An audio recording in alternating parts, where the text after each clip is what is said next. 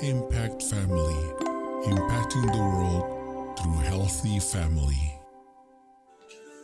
Shalom saudara-saudara, selamat berjumpa kembali.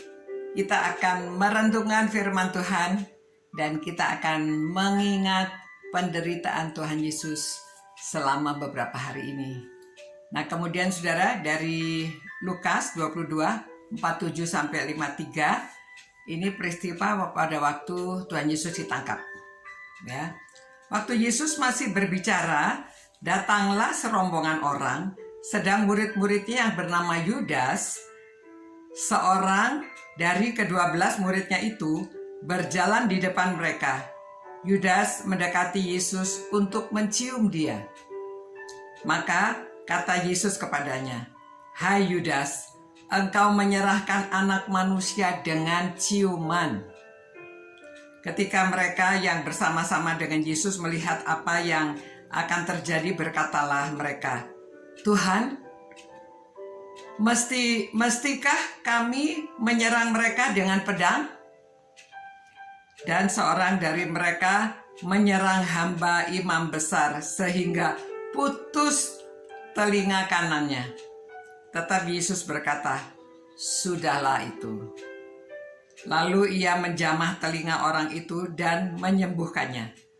Maka Yesus berkata kepada imam-imam kepala dan kepala-kepala pengawal bait Allah, serta tua-tua yang datang untuk menangkap dia, katanya, "Sangkamu aku ini penyamun, maka kamu datang lengkap dengan pedang dan pentung.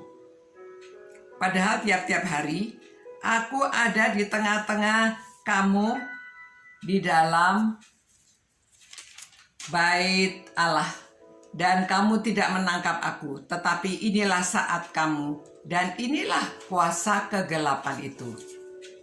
Saudara, luar biasa ya. Karena Tuhan Yesus sudah berdoa, kehendakmulah yang jadi. Dia menghadapi semua ini dengan tenang dan tegar.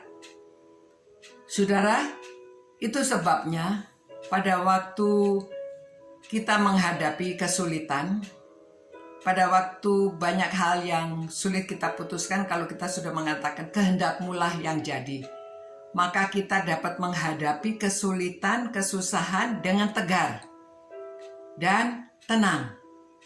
Ya saudara, murid-muridnya tidak terima gurunya diperlakukan demikian, Tuhannya diperlakukan demikian ya. Ada orang-orang yang datang bawa obor, bawa pentung, bawa pedang.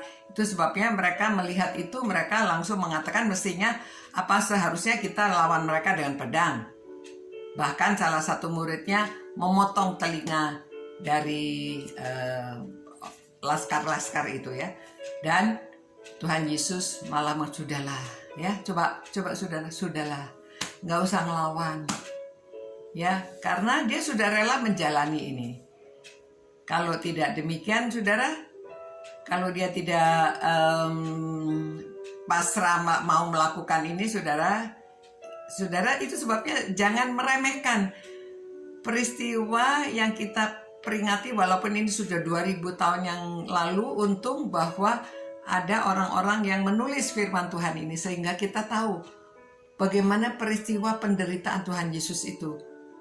Kita harus sering mengingatnya supaya kita itu diingatkan kembali. Jangan kita tetap di dalam kegelapan, tetapi kita harus pindah dari kegelapan kepada terang, supaya jangan sampai kita menjadi orang yang berkhianat, menjadi orang yang rela menjual iman.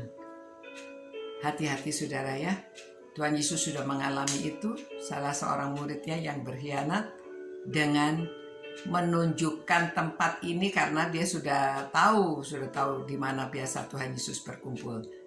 Dan sedemikian karena pada waktu itu dia dikuasai iblis untuk menyerahkan Tuhan Yesus kepada orang-orang yang hatinya meluap-luap dengki ingin membunuh Tuhan Yesus. Ya saudara, itu sebabnya mari kita berdoa dan selalu menyatakan kehendak-Mulah Tuhan yang jadi dalam hidup ini. Mari kita berdoa. Tuhan, kami menyerahkan hidup kami ke dalam tangan-Mu Tuhan. Mungkin pada saat ini Tuhan ada orang yang sedang menghadapi kesusahan, ada yang sedang menghadapi kesulitan, mungkin baik secara ekonomi maupun secara kesehatan, ataupun anak-anak yang masih sekolah, mereka menghadapi banyak kesulitan juga.